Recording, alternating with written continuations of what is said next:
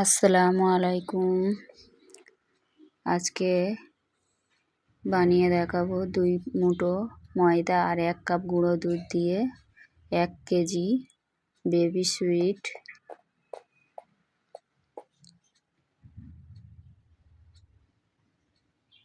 ভালো লাগলে একটা লাইক দিয়ে ভিডিওটি ফুল ওয়াচ করবেন আর ফ্রেন্ড অ্যান্ড ফ্যামিলির সঙ্গে শেয়ার করে দেবেন। এখানে আমি 1 কাপ গুঁড়ো দুধ নিয়েছি আর এইভাবে 2 মুঠো ময়দা দিয়ে দিলাম। দেখুন, হাফ চামচের থেকেও কম খাওয়ার সোডা আর বেকিং পাউডার দিয়ে দিলাম 1 চামচ, আর সামান্য একটু গুঁড়ো চিনি দিয়ে দিলাম। দিয়ে ভালো করে একটু মিক্স করে নিলাম। এবারে 1 চামচ ঘি দিয়ে ভালো করে দুধটাকে এইভাবে হাত দিয়ে মেখে নেব।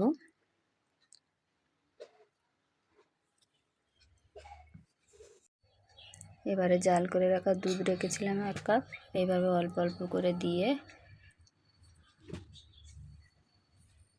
এইভাবে একটা ডো বানিয়ে নেব। দেখুন, ব্যাটারটা ঠিক এইরকমই হবে, এর থেকে ঘনও করা যাবে না, পাতলাও করা যাবে না। এটাকে আমি 10 মিনিটের জন্য রেস্টে রেখে দিচ্ছি। ততক্ষণ এখানে আমি 500 গ্রাম চিনি আর অল্প করে পানি দিয়ে এটাকে আমি জাল করে নেব। 1 গ্লাসের মতো 1 গ্লাস পানি দিয়ে দিলাম, দিয়ে 2টা এলাচ দিয়ে ভালো করে এইভাবে জাল করে নিচ্ছি।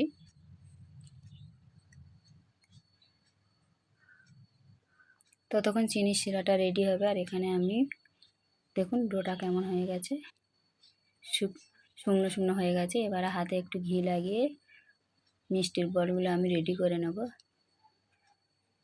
এইভাবে ছোট ছোট বল করে দেখুন একদম ছোট ছোট সাইজের বানিয়ে নেব।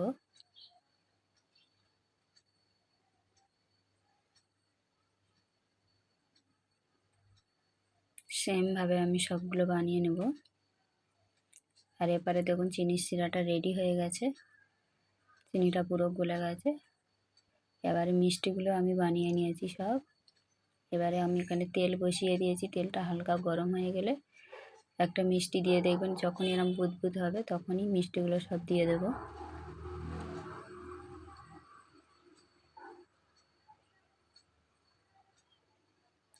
এখানে আমি হাফ মিষ্টি দিয়ে দিয়েছি, দিয়ে এইভাবে কড়াটা হালকা করে নাড়া দিলেই মিষ্টিগুলো দেখুন সব পুরোপুরি ভেসে উঠেছে। এবারে উল্টে পাল্টে এইভাবে নেড়ে চেড়ে আমি ভেজে নেব।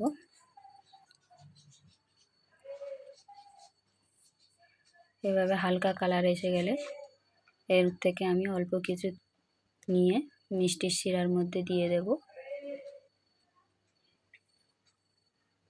দেখুন, এবারে অল্প করে আমি এটা মিষ্টির শিরার মধ্যে দিয়ে দিচ্ছি, আর এগুলোকে আমি একটু ব্রাউন কালার করে ভেজে নেব। দেখুন, এগুলোকেও দিয়ে দিলাম মিষ্টির শিরার মধ্যে। বাকি মিষ্টিগুলোও সেমভাবে ভেজে নিচ্ছি। এই পর্যায়ে আমি আবারও দিয়ে দিচ্ছি, আর এগুলোকে আমি একটু কালো করে ভেজে নেব।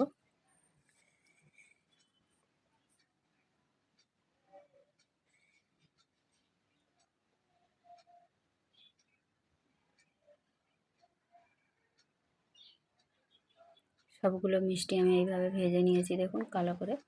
এইভাবে 4-5 কালার করে ভেজে আমি সবগুলো মিষ্টি চিনির শিরার মধ্যে দিয়ে আধা ঘন্টা রেখে দিয়েছিলাম। আধা ঘন্টা পরে দেখুন কতটা সুন্দরভাবে রস ঢুকে গেছে, আর দেখতে কতটা সুন্দর হয়েছে, লোভনীয়।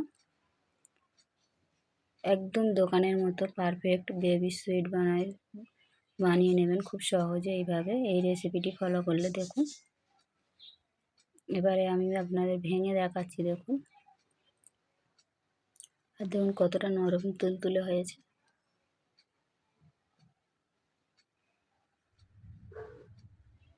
দেখুন ভিতরটা কতটা সুন্দর হয়েছে। ফিরে আসবে নতুন আবারও একটি রেসিপি নিয়ে। এখানেই শেষ করছি। আল্লাহ হাফেজ।